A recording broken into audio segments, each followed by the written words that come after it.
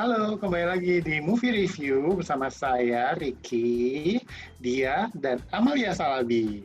Dan kali ini kita akan membahas film yang cukup fenomenal dan kontroversial. Apa itu?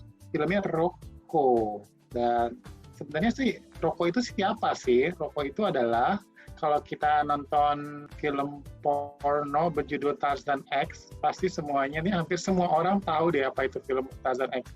Dan pemeran Tarzan X adalah Rocco. Nah, Rocco ini dia adalah pemain film porn yang memulai karirnya tuh tahun 1985. Jadi tuh awalnya si Rocco tuh bertemu dengan seorang pemain porn di sebuah sex club di Paris tahun 1985, dan dia itu mulai dari situ diperkenalkan sama produser namanya Marco dan sutradara namanya Michelle, dan akhirnya tuh dia bisa memproduksi film porno pertamanya tahun 1987 dengan berjudul Watch Out Little Girl. Dan film itu mendongkrak nama dia, nama Rocco Siffredi, sebagai icon fashion film porn. Dari situ dia muncul beberapa film-film lain, apalagi tahun 93 film yang cukup fenomenal, judulnya Tarzan X, Shame of Jane, yang aku pribadi baru bisa menonton itu tahun 2000-an, 2005 atau 2006 gitu. Itu dapat visi dibajakan dari jadi udah nonton Tarzan X.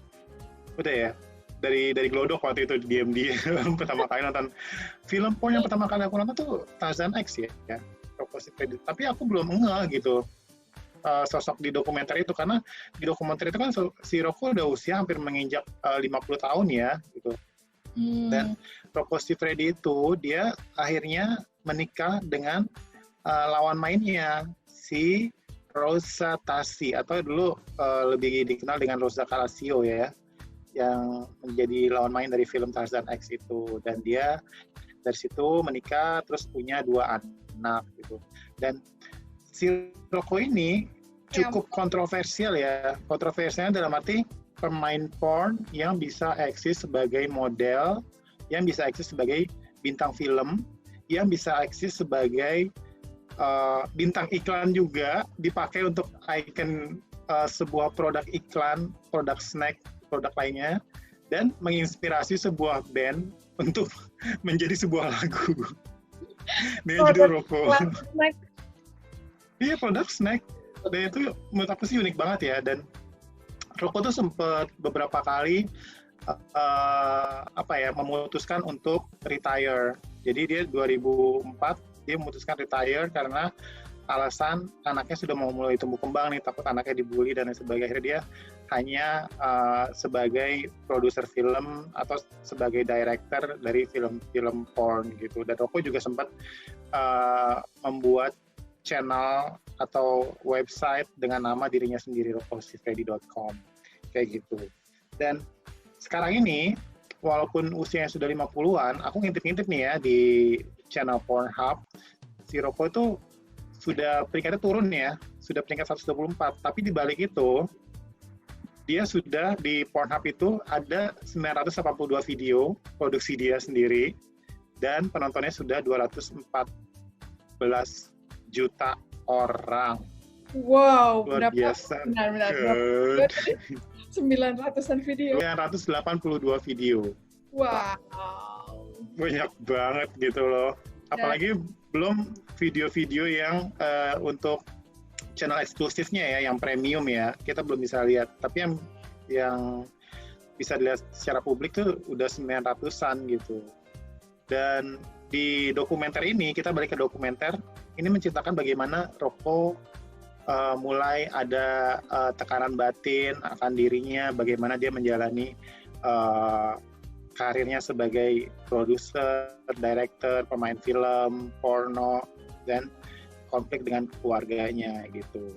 Terus juga bagaimana Rocco akhirnya memutuskan untuk menjadi menutup karirnya dengan sebuah film dengan karya yang cukup fenomenal. Bagaimana dia ingin menjadi sosok yang dikorbankan gitu, disalib akhirnya, kayak gitulah. Menurutku ini film bagus banget ya, karena banyak banget perspektif yang atau sudut pandang yang bisa kita ambil dalam melihat film ini. Kalau dari sinematografinya cukup artistik, jadi kita bisa melihat bagaimana behind the scene dari sebuah porn movie itu diambil. Dan yang menariknya lagi, behind the scene-nya tuh benar-benar kerasa behind the scene, karena bayangin aja misalnya ada salah satu adegan di mana mereka melakukan gangbang yang lagi intens-intensnya proses aktivitas seksualnya, tapi musiknya tuh pelan dan kita diperdengarkan narasi suara hatinya dari Rocco itu sendiri. Jadi dan kita bisa melihat bagaimana sih sebenarnya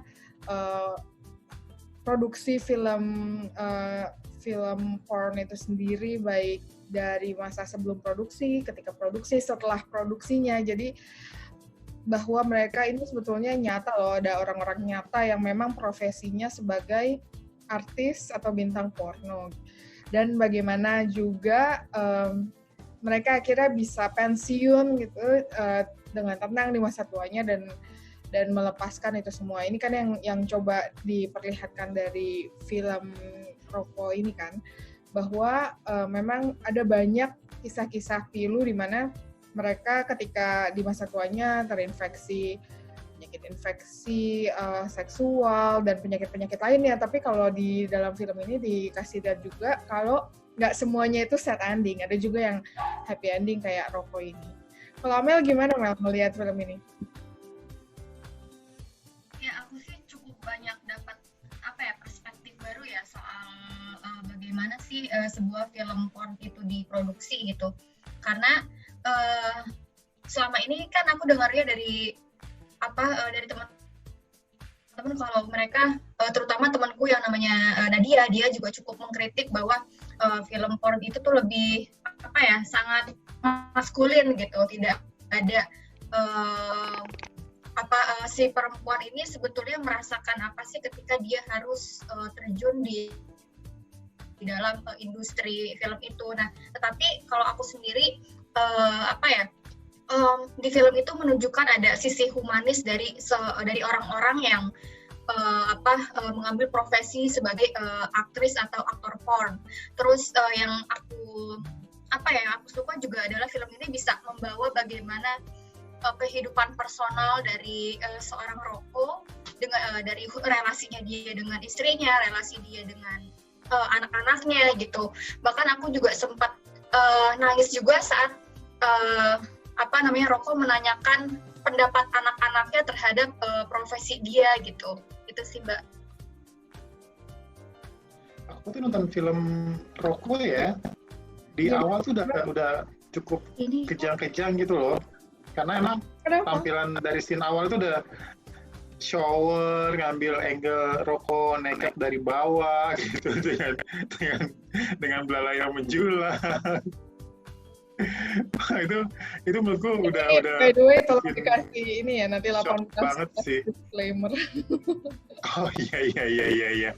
Dan aku pribadi sebenarnya nonton film Rocco 2 kali karena di tengah-tengah aku merasa putus.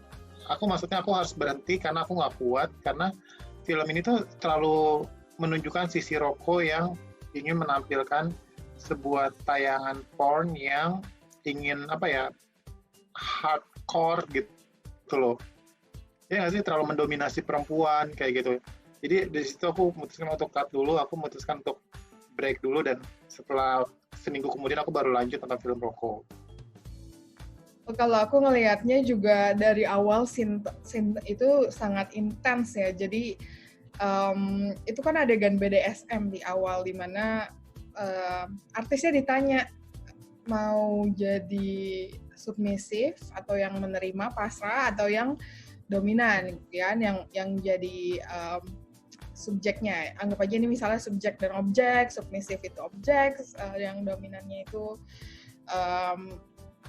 subjeknya gitu kan.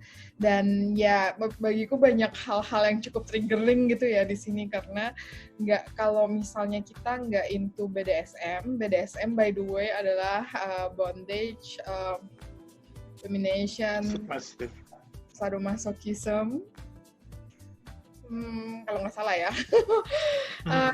itu kalau kita nggak aware atau nggak pernah terpapar dunia BDSM sebelumnya atau nggak tertarik sama sekali, itu bisa triggering banget ngelihat scene-scene pertama gitu kan, dimana kayak perempuannya bisa, ini spoiler alert by the way, ditampar dan lain-lain, tapi di satu sisi juga ditampilkan banget power play di dalam BDSM ya, bahwa memang ada rule di mana sampai taraf tertentu, setelah itu dibaik-baikin lagi perempuannya kan, jadi nggak terus-menerus kayak disiksa gitu. Jadi ini ya yang menurutku cukup intens di scene-scene awal.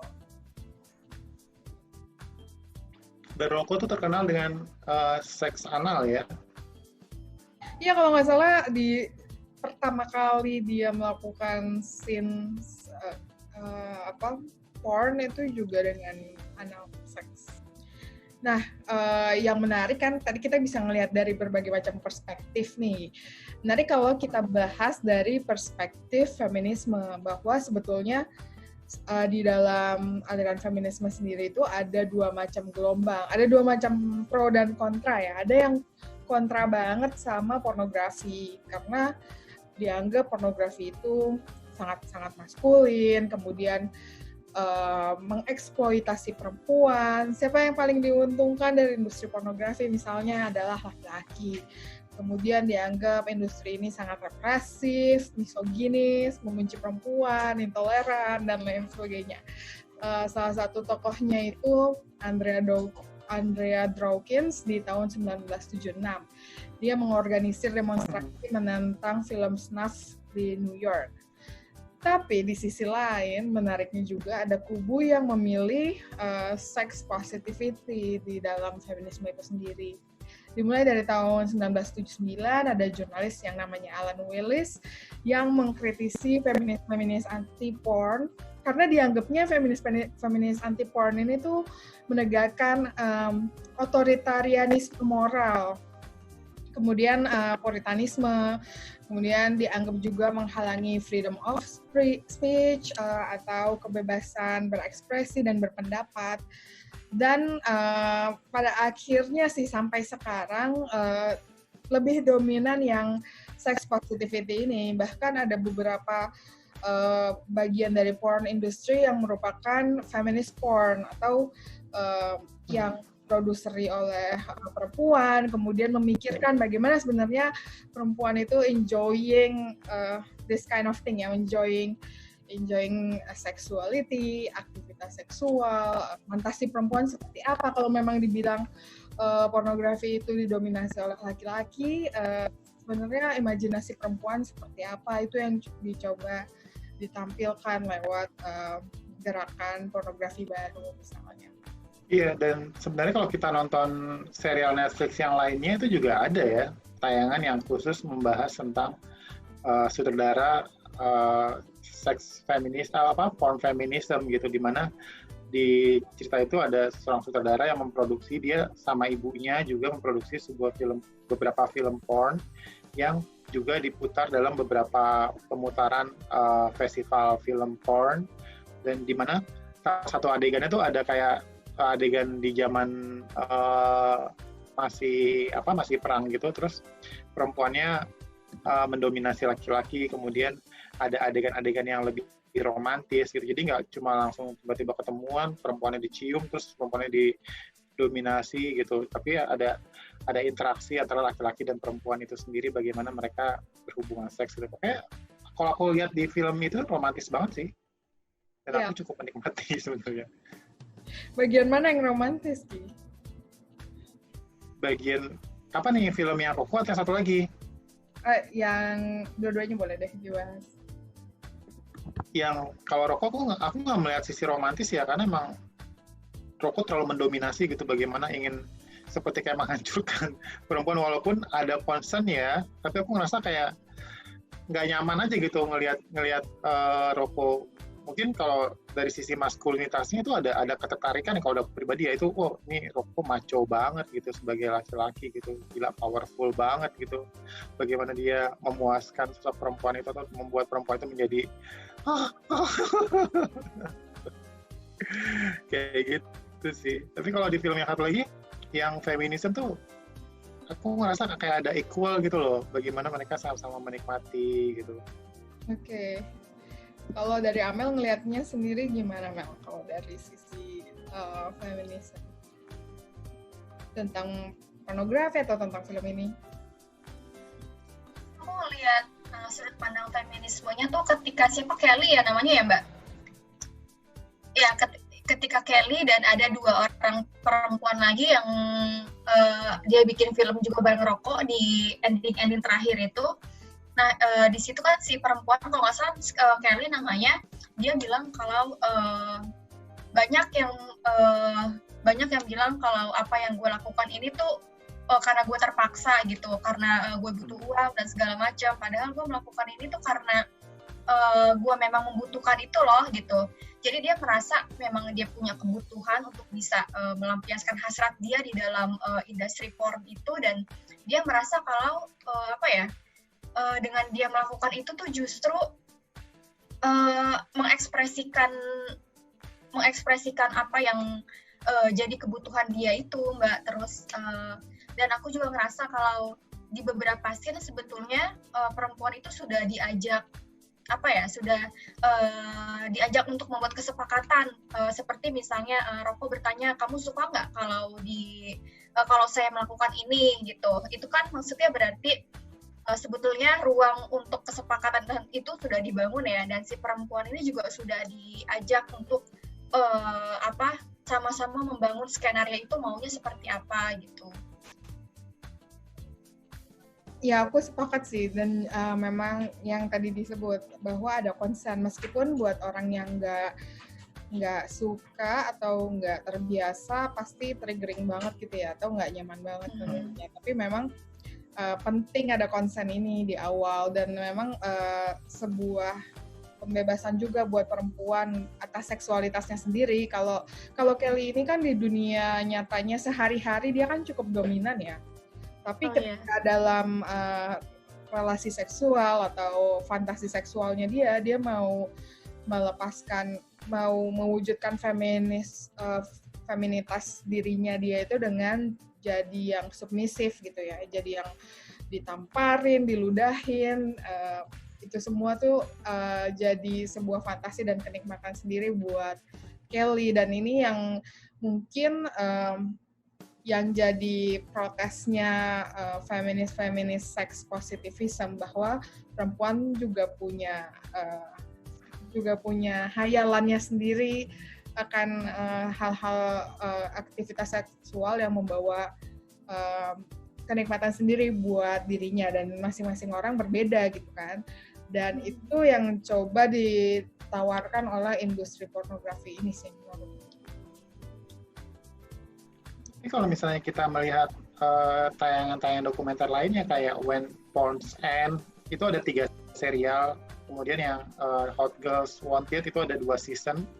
Itu menggambarkan banget bagaimana tuh industri porn itu sebenarnya mengeksploitasi si pemainnya gitu, termasuk banyak perempuan-perempuan yang tereksploitasi, dalam arti dalam industri porn tuh setiap tahunnya pasti membutuhkan ribuan orang baru, dan orang baru itu tuh diadopsi sama kayak semacam agensi, di mana agensi itu menampung mereka 5 orang atau apa, terus mempromosikan ke beberapa porn production.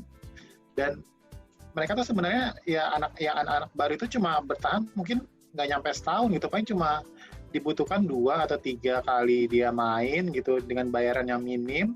Kemudian setelah itu ya udah gitu, mereka bikin video-video sendiri. Dan kalau misalnya lihat dari bagaimana perkembangan industri porn, yang tadinya dulu mungkin website Roko bisa laris gitu, atau beberapa website lain bisa laris, dan sekarang juga Pornhub itu sendiri, Pornhub dengan kayak semacam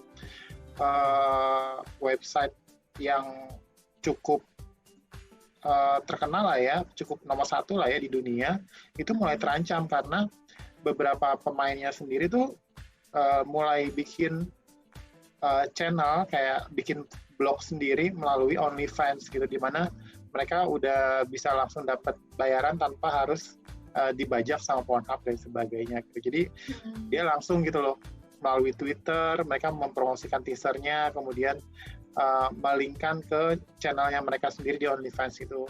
Dan beberapa tuh sudah tidak ikut ke production house. Mungkin ada beberapa yang ikut ke production house karena hasilnya bagus, tapi karena bayarannya kecil dan menurut aku kayaknya nggak adil gitu ya. Yang dapat misalnya kalau lu sebagai pemain pertama dapat bayaran mungkin sekitar $5,000 sampai $2,000 gitu. Tapi si pemiliknya tuh bisa dapat $10,000 per hari kayak gitu, pemilik production house-nya kayak gitu. Jadi itu sih yang memicu perubahan industri porn sekarang. Menarik sih ya. Memang sebetulnya kan yang perlu yang perlu kita ketahui dan itu menarik juga sebetulnya buat bisa dibedah adalah soal bagaimana sih sebetulnya rantai produksi itu, kayak tadi yang Mbak Dia bilang, siapa yang paling diuntungkan.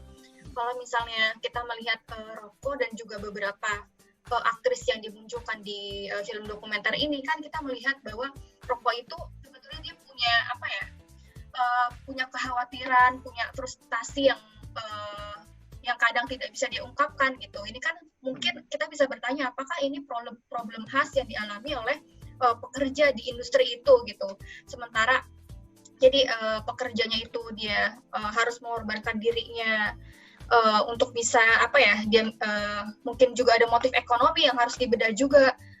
Apakah dia memang dengan dia terjun ke sektor ekonomi ini tuh memang pilihan dia satu-satunya gitu, karena memang terkadang kan penindasan atau pemaksaan itu kan juga tidak, barangkali dia juga tidak sadar kalau dirinya dipaksa atau dirinya harus menghadapi situasi yang dia tidak bisa memilih gitu ya. Kadang orang juga tidak sadar. Nah, barangkali mungkin yang dihadapin Rocco ini juga adalah potret yang dialami oleh banyak sekali aktor atau banyak sekali aktor yang di industri film porn ketika mereka harus berjibaku dengan profesi mereka punya frustasi, mereka juga mungkin ada rasa malu karena mereka menghadapi masyarakat yang masih menganggap bahwa industri porn itu kotor dan segala macam gitu.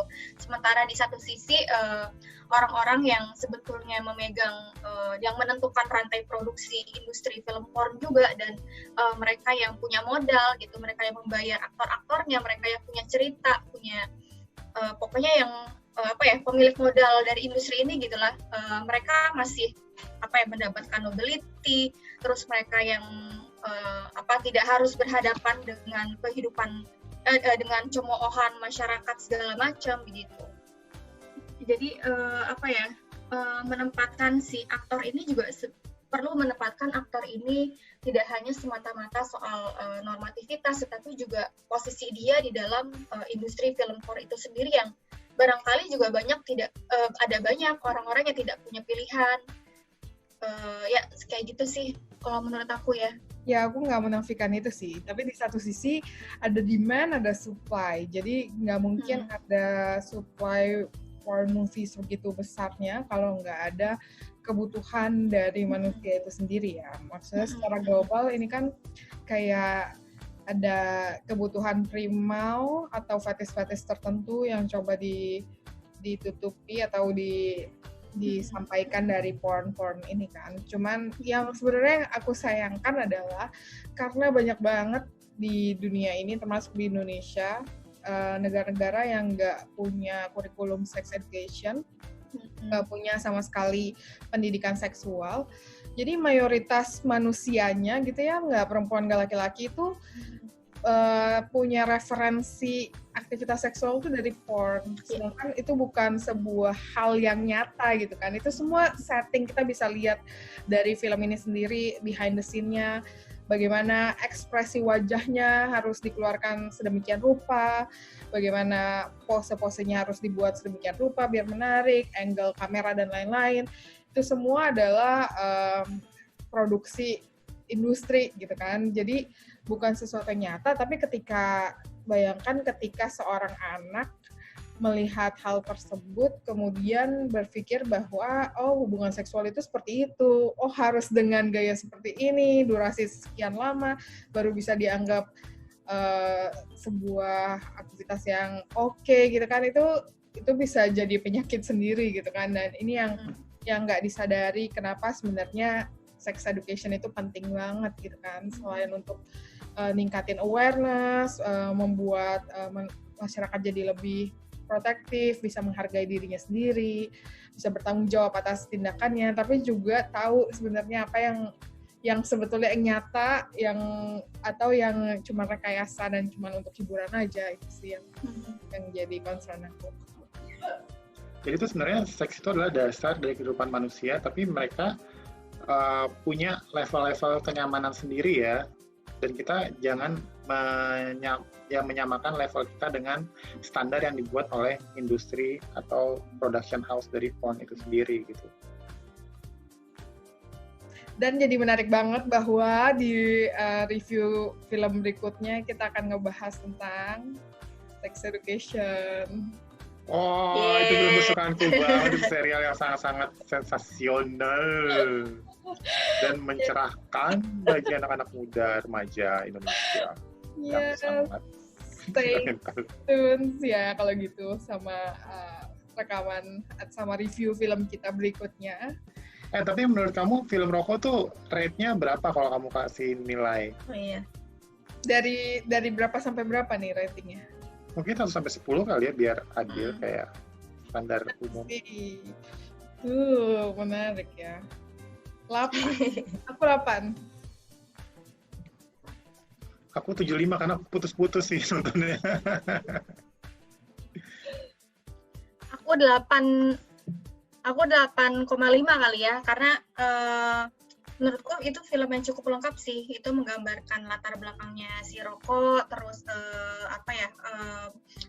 bagaimana dia berjibaku dengan hidupnya, terus menggambarkan juga sisi dia sebagai seorang suami dan juga sebagai seorang ayah, terus bagaimana dia memperlakukan teman mainnya itu dengan baik, segala macam gitu. Itu sih menurutku.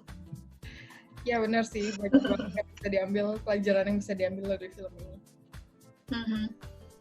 Oke, makasih buat Ricky sama Mbak Di. Aku jadi nonton film ini. Kita ngeracunin Amel lagi. Kita ngeracunin. Oke, kayak gitu. Makasih ya semuanya. Sampai ketemu. Dan forget to subscribe untuk melanjutkan review-review kita selanjutnya. Kalau bisa di-like, di-share, supaya jadi sensasional. Dibully juga nggak apa-apa. Karena kita masih amatiran. Kita bahagia kalau dibully kok. Kalau bersyukur ya ada yang komen ya. Berarti ada yang memperhatikan sampai detil gitu kita ngomong apa. Iya, bener banget.